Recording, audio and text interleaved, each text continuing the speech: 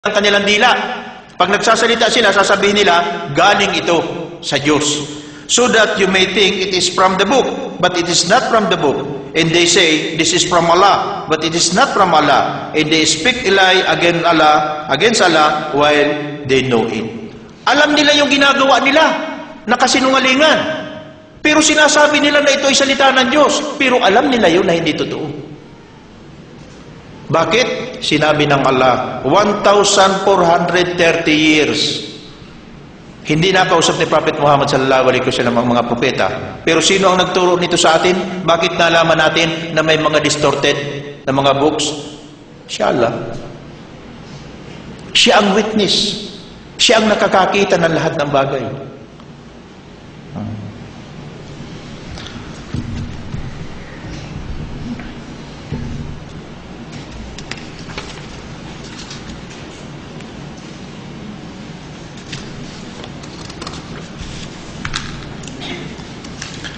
So, alhamdulillah, ito pong mga bagay na nabanggit natin ngayon, alhamdulillah, ito nawa ay magsilbing tulong para lubusan nating maunawaan ano ba itong bagay na kinamulatan na ito.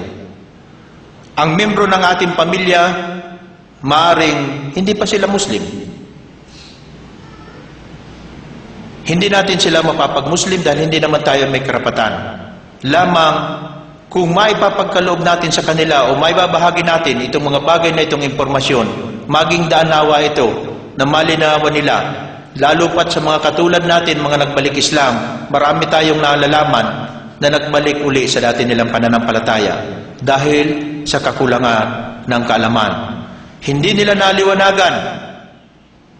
Kaya nga, kinakailangan natin bilang mga Muslim na, lalo pa tayo ng mga balik Islam, kinakailangan po natin na alamin kung ano yung pinanggalingan natin. Bagamat alam natin na hindi tayo nagpalit, bumalik lang tayo. So ano ba yung iniwanan natin? Kinakailangan ibahagi natin yung mga impormasyon na ito dahil napakarami, hindi lang sa Pilipinas.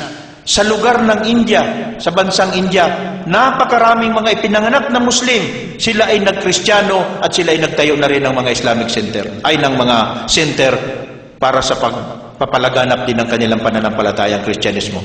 Nakakalungkot.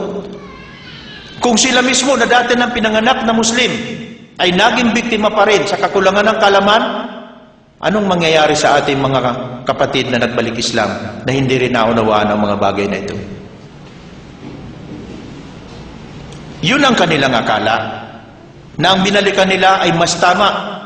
Dahil walang sino man, magmula sa pari, magmula sa mga pastor, magmula sa mga religion teacher, magmula sa mga reverend, wala kang maririnig tungkol sa mga bagay sa mga nabanggit natin dito sa ating harapan.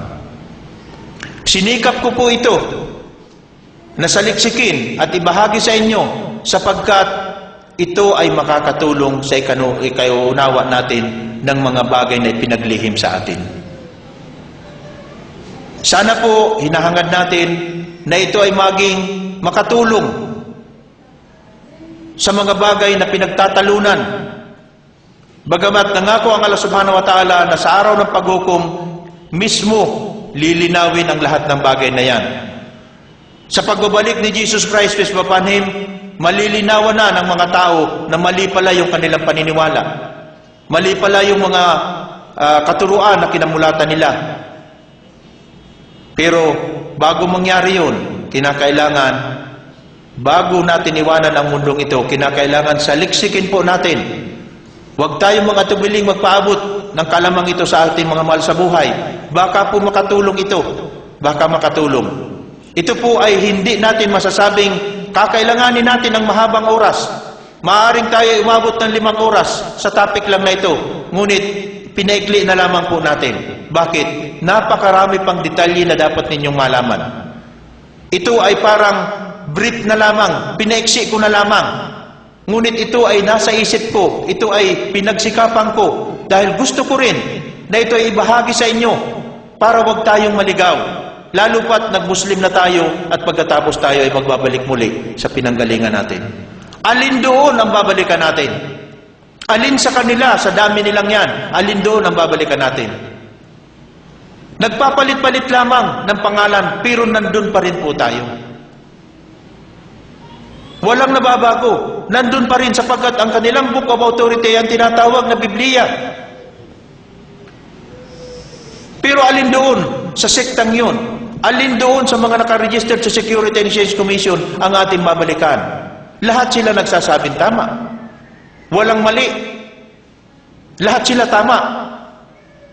Paano kung biglang dumating ang araw ng paghukom sa oras na ito? Lahat lang ba sila na makakulang sa 1.5 billion na tao sa buong mundo? Sila lang ang magiging laman ng paraiso? Paano yung mga naunang nilikha ng Allah subhanahu wa ta'ala? Paano yung mga sinugong propeta, ang mga tagasunod nila? Saan sila mapupunta kung sila lang ang tama at sila lang ang magiging laman ng paraiso? Unfair.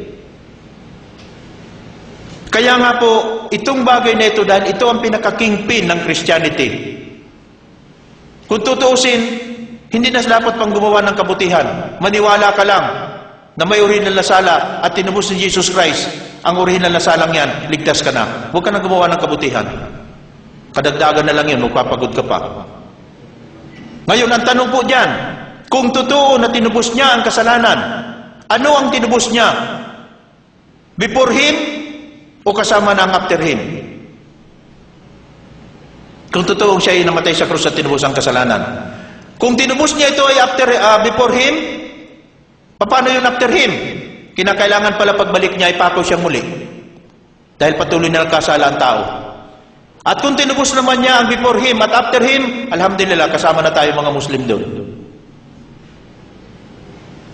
So nasaan po ang magiging logic doon?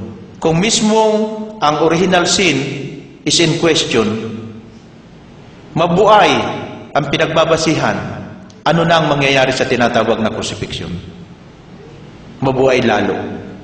So, nasa sa inyo po ang pagpapasya sa sino mang makapanood nito, sa sino man makapakinig nito. Nawa, makatulong po ito sa ating lahat sa ikalilinaw ng mga bagay na pinagtatalunan. At ito ay makikita natin, buong mundo. Nagpapakaabala tayo sa mga panahon na iniukol natin yan. Naggagastos tayo ng napakalaking halaga nang hindi natin natitiyak kung gaano ito katotoo. So, ano po ang bigyan po natin ng kaunting katanungan? Meron po bang nakakaalaala sa mga binanggit kong bersikulo sa Biblia na nagpapawalang bisa sa sinasabing orihinal na sala? Meron po sa inyo yung pangunang katanungan natin at mayroon po tayong maliit lang na regalo. Maliit lang. Sa mga sister po natin dyan, may 3 po akong bagay na binanggit. Kung hindi man po yung mismong bersikulo o kapitulo, sabihin lang po kung anong libro ng Biblia. Yung nagsasabi, 3 po ang binanggit ko, o 4, na ang tao ay walang orihinal na sala. So, mayroon pong 4 akong binanggit. Brad? Kung hindi po yung mismong bersikulo, kapitulo, sabihin lamang po kung saang libro matatagpuan. Sa iyo po? Gospel dal po. Gospel Mark sa Matthew sa Lucas. Yun tungkol sa pagka walang orihinal na sala. Wala po dun sa 4 na yon. Wala po. Brad, ikaw? Ezekiel. Okay. Ang Ezekiel ay doon po nakalagay na ang pagpapakabuti ng isang mabuti ay sa kanya at ang pagpapakasama ng masama ay sa kanya rin. So tama po si brother dahil 4 po yung binanggit natin na yon. Baka brad meron ka may sisingit na isa pa?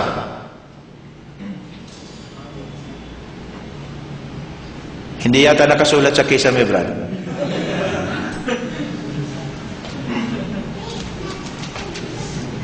Brother? Pakiabot, Brad. Masyaallah. Okay. Ikaw, Brad. Masyaallah. Shukran.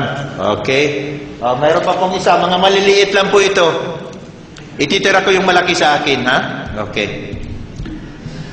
Meron ka, Brad, na ano ka? Nakakuha mo ang iba? Wala. Okay. Ano naman po ang bersikulo o kaya ay pangalan ng libro na nagpapatunay na si Jesus Christ, His Papanim, ay pinakinggan ng Diyos sa kanyang panalangin? Sa'yo, Brad? Sa Hebreo. Masyaallah. Ay, Brad, ikaw ba nagbalot nito? Hindi. Alhamdulillah. Okay. Masyaallah.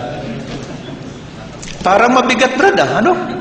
O baka naman baso ito, kaya baka ito ay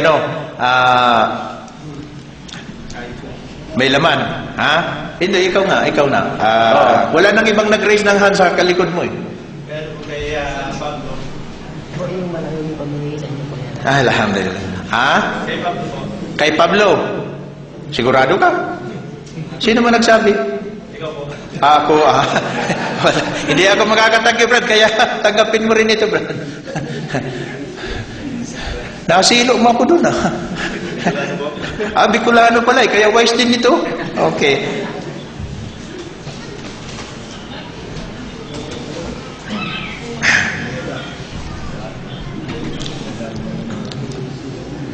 Meron bang nakaalala? Ay, sa mga sister, bro. Wala man lang nag-ano sa mga sister. Wag na. Hindi, hayatian na lang ninyo. Ha? O, sige. Meron po bang nakaalala sa inyo kung anong chapter sa Gospel of Barnabas sinabi ni Jesus Christ kay Barnabas na hindi siyang namatay sa krus? Na sinabi niyang si Judas ang namatay sa krus? Dalawa po yung chapter. Ang isa ay nagsasabi na naging kamukha ni Jesus Christ si Judas at naging kaboses niya. At ang isa naman ay sinigurado ni Jesus Christ, His Papanim, sinabi niya kay Barnabas, katotohanan, hindi ako ang namatay sa krus, kundi si Judas Iscariote. Dalawa po yung chapter. Alin doon? Ikaw, Brad? Chapter 220? 20 o 21? 21? Okay, 220. 220. Antay. Para sigurado tayo, Brad. Ha? 220.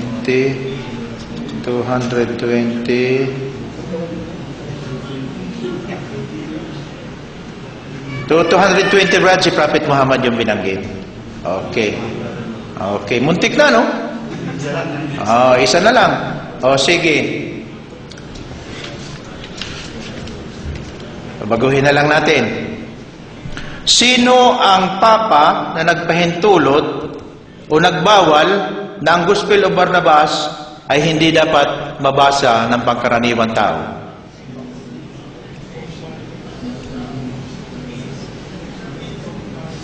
Papa,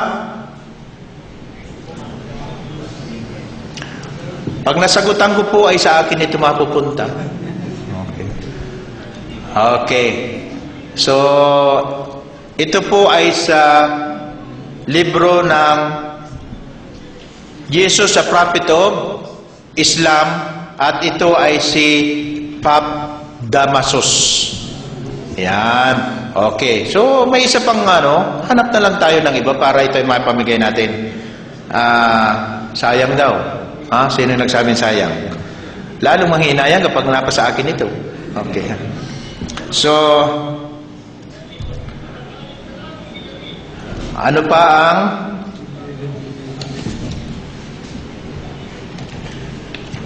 mayroon po bang makakapagbigay ng pangalan sa mga taong nagbibigay ng sinasabing pagdududa o hindi paniniwala sa doktrina ng crucifixion at original sin? Mayroon po akong nabanggit na 3 mga tao na hindi naman mga Muslim, na sila ay mga author ng mga pangunahing libro na nagpapawalang bisa sa sinasabing crucifixion o original sin. Pwede lang po. Apelido? Ano pong apelido mo? Yung pwede lang po. Apelido niya. O, sige po. Pwede na po yun. Kala ko apelido mo sasabihin mo. Okay. Armstrong po sa Kasibahan. Ayun, Armstrong sa Kasibahan. Aling Armstrong mo? Yung astronaut? Yung naggawa ng libro. Yun. Ay, tanggapin po ninyo ito. Tanggapin po ninyo. Masyaallah. Ha? Pero kung nagkamali siya sinabi niya yung astronaut, ay talo siya. Sige. Wala. Okay. Jazakallahu khairan. Masyaallah. So, alhamdulillah, papasalamat po ako dito sa pamunuan o itong Islamic Center dito sa Damam sa pagbibigay nilang daan na itong mga paghaharap natin o pagtatalakayan natin ay napapagkalooban tayo ng panahon para sa ikaliliwanag ng mga bagay na ito ang pangunahing doktrina, unang katuruan ng sangkakristyanuhan, ngunit sa atin, nakikita po natin ngayon na ito pala ay mabuhay. Meron po akong katanungan, meron po ba tayong bisita na hindi pa Muslim? Meron po tayong bisita? Ikaw, Brad? Ay, dapat sana sinabi mo sa akin kanina para sa iyo ko binigay yung regalo. Hindi bale, pakakainin na lang kita ng shawarma. Ha? Okay. Brad, may katanungan ako. Sino pa po ang hindi pa Muslim sa mga bisita natin? Ay, huwag po yung bata. Kasama na po yan sa Muslim. Ikaw lang, Brad? Sino pa po? Wala na? Wala po tayong ibang bisita? Brad, mayroon lang akong itatanong sa iyo. Alam ko, ikaw man ay ipinanganak na isa ring katulad naming Kristiyano ng mga nakaraang taon. Tatanungin kita, naniniwala ka na si Jesus Christ ay ipinanganak ni Virgin Mary? Si Jesus Christ, hindi pa pinanganak siya ni Virgin Mary, hindi ka naniniwala? Pilipino ka o Nepal? Pilipino ka? Okay. So, si Virgin Mary, ipinanganak niya si Jesus Christ, mas papanim, di ba? Di ba? Okay. Ano ang tawag ni Virgin Mary kay Jesus Christ habang siya ay dumididi ng gatas sa kanya? Dahil siyempre dumidi siya ng gatas, alangan man may tsupon na noon. Wala pa ng tsupon, di ba? Okay. So dumidi si Jesus Christ ng gatas kay Virgin Mary. Nakatulad din natin nung tayo mga maliit pa, di ba? Anong tawag niya? May son o may God? May son. So, may son. Okay, isa-isa tabi muna natin. Na siya ay, pag sinabing may son, di tao. Ang iyong pagkakakilala ay tao siya kasi dumidi din ng gatas, di ba? Ipagpalagay natin na siya ay Diyos na, pagkapanganak pa lamang. Okay. Imagine, kung siya ay Diyos na pagkapanganak, pwede kayang mangyari ng isang ina ay Diyos niya yung kanyang anak? At pagkatapos yung Diyos niya ay dumididi ng gatas sa kanya, ay kung hindi siya padidihin ng ina, patay yung Diyos. Di ba? So kung sasabihin natin na si Jesus Christ, peace be upon Him, pagkapanganak pa lang ay Diyos na, hindi pwedeng mangyari. Kapagkat hindi mangyayari na ang ina ay sinilang niya yung kanyang Diyos. At kung hindi niya padidihin yung Diyos niya, patay yung Diyos. Di ba? So magkakaroon, Brad, ng napakalaking question mark na ang Diyos, si Jesus Christ, ay hindi pala pwedeng maging Diyos sa pagkapanganak pa lamang. Di ba? Okay, sabi mo tao siya dahil sabi mo may son. Tatanungin ko ng isang question. Kailan siya naging Diyos? Hindi mo masagot. Ay ako nga, hindi ko masagot. Ako nagtanong sa iyo eh. Nalilito rin ako eh. Ibig sabihin, Brad, napakasimple. Hindi ka na kinakailangan magbasa ng Quran, hindi ka na kinakailangan magbasa ng Biblia. Logic lang. Mabubuksan ng iyong isip na ang Diyos hindi maaaring maging tao at ang tao kailanman ay hindi magiging Diyos. Naniniwala ka na walang ibang Diyos na dapat sambahin kundi siya lang. Naniniwala ka na? O nalaman mo lang ngayon nung nandito ka na sa Saudi ng pangalan pala ng tagapaglikaya Allah. Okay, pero nalaman mo, nagbasa ka na ng mga pamphlets. Di ba? Hindi ka nagbabasa o marunong ka magbasa? Nagbasa ka na. Okay. Naniniwala ka na walang ibang Diyos na dapat sambahin kundi si Allah? Okay. Naniniwala ka ngayon na si Jesus Christ, peace be upon him, ay isang magiting na propeta? Naniniwala ka na si Jesus Christ ay propeta? Okay. Napatunayan mo na. Nakinig ka mula kanina. Alam nga mo, hindi mo naintindihan yung usapan natin. Pag inulit ko ito, abutin tayo ng alas 4 na ng madaling araw. Ha? Okay. Naniniwala ka na si Jesus Christ, peace be upon him, ay isang magiting na propeta. Bakit hindi mo ihakbang ang isang paa mo pa para paniwalaan mo naman na si Prophet Muhammad, peace be upon him, ay kasunod ni Jesus Christ na propeta na pinadala rito sa mundong ito? Parehas silang propeta, parehas silang mensahero, parehas silang alipin, katulad din natin, Brad. Ito ang magiging daan. Kung halimbawa papasok ka sa isang pinto, alam mo na ang Islam ay nasa loob, pero hindi mo naman alam kung ano ang susi. Ang susi ay yung pagsabi mo o pagpapatutuo mo ng iyong paniniwala. Ang iyong puso ngayon, linisin mo. Mula ngayon, hindi ka na maniniwalang may Diyos Ama, may Diyos Anak, may Diyos Espiritu Santo. Huwag ka nang maniniwala sa mga magic. Naniniwala ka sa mga gayuma. Huwag ka nang maniniwala. Huwag kang maniniwala sa mga anting. Hindi totoo yun. Huwag ka nang maniniwala sa mga horoscope. Huwag kang maniniwala sa mga fortune teller. Hindi ka nila mahulaan kung kailan sila mayaman. Tapos nanghuhula sila. Ikaw naman, bili ka ng bili ng liwayway. Tinitingnan mo lang yung horoscope mo. Islamic books na lang ang basahin mo. May pakinabang ka pa. Okay. Pag yan, Brad, ay pinaniwalaan mo. Nilinis mo ang iyong puso at pinatunayan mo sa iyong sarili. Naniniwala ka na walang ibang Diyos na dapat sambahin kundi si Allah lamang? Okay. Naniniwala ka na si Prophet Muhammad ay pinakahuling mensahero na pinadala rito sa mundo? Naniniwala ka na si Jesus Christ, peace be upon him, ay mensahero din at alipin ng Allah? Lapit ka dito, Brad. Mahahalikan kita. Lapit ka dito, Brad. Kahit ako sinusumpong ng rayuma, nakatayo ako ng bigla eh. Dito ka, Brad. Dito ka. Okay. Dito ka. Yan. Takbir niya, may badang taon, takbir! So, sundan mo lang ako nun, ha? Sundan mo lang. Huwag kang matakot. Guwapo mambaga ako. Ha? Huwag kang matakot, ha? Okay. Asyhadu Asyhadu alla alla ilaha ilaha illallah illallah wadahu wadahu la la syarika lah syarika lahu wa asyhadu wa asyhadu anna anna Muhammadan Muhammadan Abdullahi Abdullahi wa rasuluh wa rasuluh wa asyhadu wa asyhadu anna Isa anna Isa Abdullahi Abdullahi wa rasuluh. wa rasuluh. Allahu Akbar. Allahu Akbar.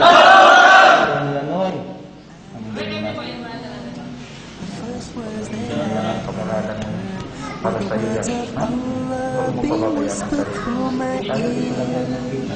And as I felt Allah's power in my soul, the day Islam took me in school.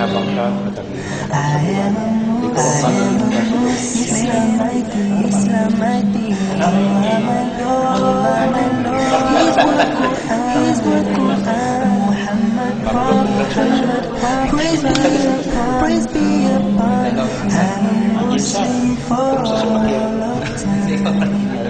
As I grew up, walking in this great big world, I gazed in awe at the wonders of Allah. As I learned the cruel lessons of life, Islam shone through as my guiding light. Alhamdulillah, Brad. Tuloy ka rito, Brad. Tuloy ka. Huwag kang mag-alang-alang. Dahil tayo mga Pilipino, saan ka? Saan ka sa atin? Saan ka? Pampanga, saan lugar? Mexico. Ito ang napakaswerteng kapatid natin. Hindi na kailangan ng passport na kakapunta sa ibang bansa. Pero pangalan lang. Okay. So, ikaw ba, Brad? Family around my deathbed, I know not when Allah will call me home. The life I led, oh what a blessed thing. As the Wala ko ba na si these Kapit Muhammad ay pinakahulang mensahero na pinadala rito sa mundo. So, pakinggan natin si Brad. Lapit ka rito, Brad. Okay? Sundan mo lang, Brad, ano ha? Katulad ng sinabi niya sa taga sa Asyhadu Asyhadu alla alla ilaha ilaha illallah illallah wahdahu wa lahu la la syarikalah syarika lahu wa asyhadu wa asyhadu anna Muhammadan Muhammadan Abdullahi Abdullah wa rasuluh wa rasuluh wa asyhadu wa asyhadu anna Isa Isa Abdullahi Abdullah wa rasuluh. wa rasuluh. Allahu Akbar. Mahirapan ako dito, malaki-laki ito. The first words that I heard were the words of Allah being whispered through my Alhamdulillah. ear. Congratulations. Masya Allah, mabruk, mabruk. Alhamdulillah, Rabbil Alamin. In my soul, Masya the day Islam took me in its room. Salamat tayo sa Allah. Ginabayan sila. Islam mighty, Allah my Lord, His word Quran, Muhammad Prophet, praise be Lahat, hindi kakayahin ng I'm Muslim for all of time. As I grew up, walking in this great big world, I gazed in awe at the wonders of Allah. And as I learned the cruel lessons of life, Islam shone through as my guiding light. I am a Muslim, Islam my deen, Allah my Lord, His word Quran, Muhammad, praise be upon. I'm a Muslim for all of time. Look at me now, family around dati ng ano pa yan, halos I know 20 years ko nang alaga. Allah will call me Paano yung home. mga ICT The po life I Christian led, Friday, oh what meron a tayong blessed programa sa thing. isang kumpanya As po day yung comes to me, these words I yung will mga sing. ICT volunteer. I am a Muslim, Islam my deen, Islam my deen, Allah my Lord, His word Quran, Muhammad Prophet, praise be upon, I'm a Muslim for all of time. I am a Muslim, Islam my deen, Allah my Lord, His word Quran, Muhammad Prophet, praise be